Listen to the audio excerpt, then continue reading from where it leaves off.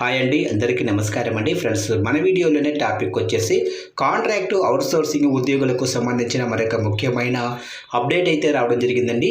అయితే ఇందుకు సంబంధించిన వివరాలన్నీ మన వీడియోలో తెలుసుకుందామండి.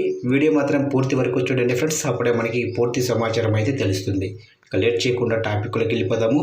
ఇక కాంగ్రెస్ అధికారంలోకి వచ్చి 2 ఏళ్లు పూర్తయిన జాబ్ క్యాలెండర్ మాటెత్తకపోగా వేలాది మంది ఉద్యోగులను ఇంటికి పంపి వారి పొట్టగొడుతున్నది. అధికారంలోకి వచ్చిన మొదటి ఏడాది 30,000 మంది అవుట్సోర్సింగ్ ఉద్యోగులను తొలగించింది. తాజాగా మరో 35,000 మంది అవుట్సోర్సింగ్ కాంట్రాక్ట్ ఉద్యోగులను సాగనంపేందుకు ప్రభుత్వం కసరత్తు పూర్తి చేసింది. మార్చి 31 తర్వాత వారిని విధుల నుంచి తొలగించాలని నిర్ణయించినట్లు విశ్వసనీయంగా తేలింది.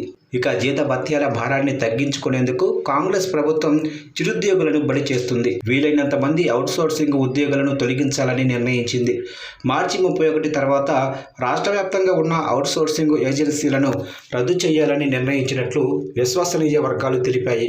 ఇక 2026-27 ఆర్థిక సంవత్సరం నుంచి కొత్త ఏజెన్సీలను ఏర్పాటు చేయాలని ఆలోచిస్తున్నట్లు సమాచారం. ఇక అవుట్సోర్సింగ్ సిబ్బంది తగ్గింపు ప్రభావం కీలక శాఖల మీద పడుతున్నట్లు అధికారులు చెబుతున్నారు. ట్రాన్స్కో, జెన్కో, డిస్కామ్లతో పాటు స్టాంపులు, రిజిస్ట్రేషన్లు, ఎక్స్చేంజ్, వాణిజ్య పన్నులు, రవాణా, ఆర్టీసీ, పురపాలక శాఖల్లో ఉద్యోగుల కుదింపు జరుగుతున్నట్లు చెబుతున్నారు. వైద్య కళాశాలలు, దవాఖానాల్లోనే 776 మంది ల్యాబ్ టెక్నీషియన్ల సేవలను ఇప్పటికే ప్రభుత్వం నిలిపివేసింది. తాజాగా పంచాయతీరాజ్, రెవెన్యూ శాఖల్లో తొలగింపులు మొదలైనట్లు సమాచారం. రాష్ట్ర వ్యాప్తంగా సుమారు 1,500 మంది మండల క్లస్టర్ కంప్యూటర్ ఆపరేటర్లు చేస్తున్న పనులు ఇకపై పంచాయతీ సెక్రటరీలు, జీపీఓలు చూసుకోవాలని ఉన్నతాధికారులు మౌలికంగా ఆదేశించినట్లు తేలింది. రెవెన్యూ శాఖలోనూ ఆపరేటర్లు, ఇతర డేటా ఎంట్రీ సిబ్బంది కలిపి మొత్తం 1,200 మంది తొలగింపునకు రంగం సిద్ధమైందని సమాచారం.